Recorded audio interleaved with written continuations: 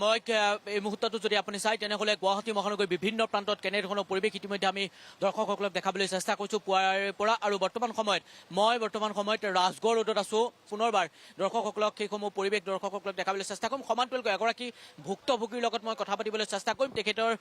তেখেতে এখন ব্যক্তিগত প্ৰতিষ্ঠানত তেখেতৰ জইনিং আছিল আজি 9 বজাত, কিন্তু তেখেতে জইন কৰিবলৈ যাব পৰা নাই। মই প্ৰথমে অকণমান সেই পৰিৱেশটো দৰ্শকসকলক দেখাবলৈ চেষ্টা কৰিছোঁ। আৰু ভুক্তভোগী যিগৰাকী মহিলা, সেই মহিলাগৰাকীৰ লগত মই কথা পাতিবলৈ চেষ্টা কৰিম। জ্যেষ্ঠ ভিডিঅ' জাৰ্নেলিষ্ট আছিক আহমেদে পুৱাৰে পৰা গুৱাহাটী মহানগৰীৰ ৰাজগড় ৰোড, অনিল নগৰ, নবীন নগৰত কেনেধৰণৰ পৰিৱেশ সেই পৰিৱেশটো দেখাইছে। এগৰাকী বাইদেউ আছে, এই বাইদেউগৰাকী তেখেতে এখন ব্যক্তিগত প্ৰতিষ্ঠানত আজিৰ দিনটো তেখেতৰ চাকৰিৰ জীৱনৰ প্ৰথমটো আৰম্ভণিৰ দিন আছিল। তেখেতে জইনিং কৰিবলৈ যোৱা কথা আছিল, যোগদান কৰিবলৈ যোৱা কথা আছিল, কিন্তু যাব পৰা নাই, বানপানীৰ আবদ্ধ হৈ আছে। কি ক'ব বিচাৰিব? ইয়াত বিশেষ ক'ব লগা একো নাই, কাৰণ এই পৰিস্থিতি মই নহয়, আমাৰ সকলোৱে দেখি আছে। প্লাছ এনেকুৱা এটা চিটুৱেশ্যনত বা এনেকুৱা কৃত্ৰিম বানত আমি সকলো ডুব যাই আছোঁ। তো আজি প্ৰথম দিন জইনিঙত বহুত আশা লৈ বহুত হেঁপাহ লৈ আহিছিলোঁ, কিন্তু অকণমান বেয়া লাগিছে, কাৰণ বেয়া লগাটো স্বাভাৱিক। তো বিশেষ একো নকওঁ আৰু। ক'ত জইন কৰাৰ কথা আছিল? চিটি হাৰ্টত জইন কৰাৰ কথা আছিলে। তো জইন হিচাপে GNM নাৰ্ছ হিচাপে। ক'ৰ পৰা আহিছে আপুনি? মই ঘৰ চামতা হাফুৰৰ পৰা আহিছোঁ মই।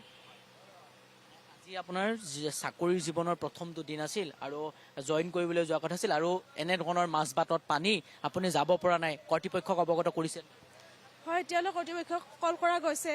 তো সিহঁতে চাই লওঁ বুলি কৈছে। মই এবাৰ যাই সিহঁতক লগ কৰোঁ, কাৰণ কণ্ডিশ্যনটো বহুত বেছি বেয়া। আৰু এইটো আজি নহয়, বাৰ বাৰ হৈয়ে থাকে। তো এইটো পচিবল নহয় যে মই সদায় আপ ডাউন এনেকৈ কৰি থাকিম। তো সেয়াই আৰু। সময় কেইটা বজাত দিছে? সময় 9টা বজাত দিছিলে, কিন্তু যিহেতু 9টা হৈ গ'ল, তো যাব পৰা নাই। আৰু চিটুৱেশ্যন আপোনাৰ সকলোৱে দেখিয়ে আছে যে কি চিটুৱেশ্যন হৈ আছে। তেনেকুৱা চিটুৱেশ্যনত আমি যাম কেনেকৈ? সেয়াই আৰু। চাওক, চাকৰিৰ জীৱনৰ প্ৰথমটো দিন আছিল। তেখেতে GNM হিচাপে তেখেতে যোগদান কৰিবলৈ যোৱা কথা আছিল এখন ব্যক্তিগত তেখেতৰ চিকিৎসালয়, কিন্তু ব্যক্তিগত চিকিৎসালয় তেখেতে যোগদান কৰিবলৈ যোৱা কথা আছিল, কিন্তু বৰ্তমান সময়ত তেখেতে যাব পৰা নাই। ঘণ্টাৰ পিছত ঘণ্টা তেখেতে এই স্থানতে আবদ্ধ হ'বলগীয়া হৈছে। তেখেতৰ অভিভাৱকসকল আছে, অৰ্থাৎ মাতৃগৰাকী আছে। মই তেখেতৰ কাষলৈ আহিছোঁ। আপুনি মাতৃ নিশ্চয়, মোৰ যদি কোৱাত ভুল হোৱা নাই। আপোনাৰ কন্যাই যোগদান কৰাৰ কথা আছিল, প্ৰথম দিনটো আছিল, কি ক'ব? এতিয়া মই জোৰ কৰিব নিদিওঁ। তাৰমানে কিয়, টকাটো ডাঙৰ কথা নহয়, ছোৱালীৰ জীৱনটোহে ডাঙৰ কথা। যদি ক'বত পাৰে তেতিয়াহ'লে বেলেগত কৰিব জইন। আৰু দি থৈ দিছে এই বায়ুতাসকল হয়, কিন্তু ইয়াত আজি মাতিছিল।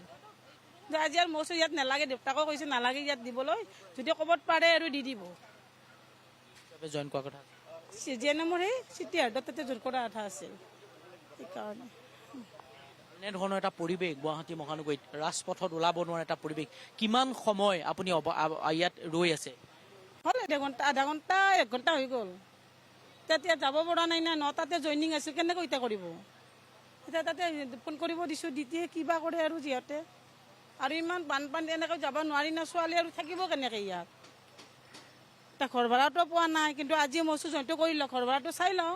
কিন্তু এতিয়া কেনেকৈ অহা যোৱা কৰি থাকিব? ইমান বানপানী, আজি কালিও যদি বৰষুণ দিয়ে ইয়াতকৈতো বেছি হৈ যাব, তেতিয়া কেনেকৈ থাকিব ছোৱালীটো? এতিয়া মই দেউতাকে কৈছে নিদিবা, নালাগে তাতে জইন কৰিবলৈ, গুচি আহোঁতে ফোন কৰি পেলাই দি।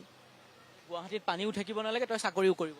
গুৱাহাটীত পানীও খচিব নালাগে, চাকৰিও কৰিব নালাগে কৈ দিছে। নালাগে পইচা মোক, মই যেনেকৈ পাৰোঁ সেনেকৈ খুৱাই